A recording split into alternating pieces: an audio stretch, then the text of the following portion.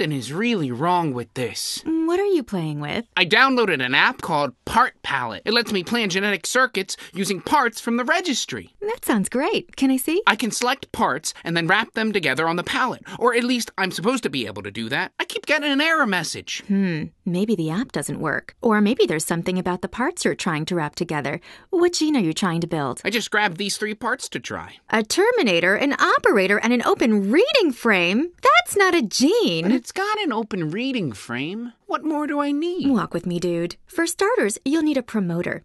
That's a snippet of DNA that the RNA polymerase binds to when it starts transcription.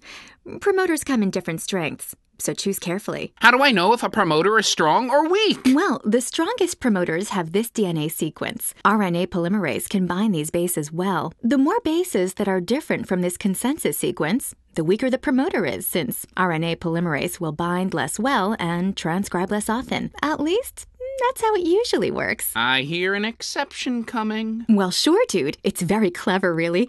There are promoters that are used in different stages of cell growth, and those promoters bind a slightly different RNA polymerase, so they have a consensus sequence that's a little different from this one.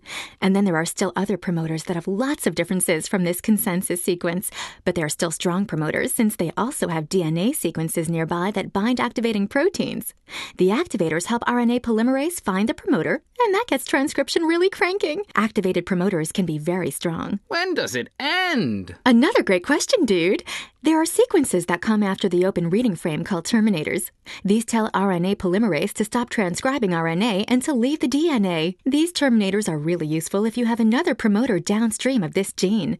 You'll need a terminator if you don't want the polymerase to read through this gene into the next one downstream. Downstream? Don't you mean on the right? Cells don't know their right from their left, so we have to use the natural polarity of double-stranded DNA when we give directions. Downstream means more 3', no matter which strand of the DNA you're working on. So, in this app, I can wrap any promoter, ORF, and terminator together. And I've got a gene! Well, actually, you've got a transcription unit, and most of the time, you'll want to translate the RNA from that unit into a protein. To translate it, you'll need to include a ribosome binding site. The RBS is where ribosomes attach to the RNA message, so they can start linking the specified amino acids into a protein chain. And you can control the strength of the RBS to control how much of the message gets translated. And I'll bet there's an app for that, too.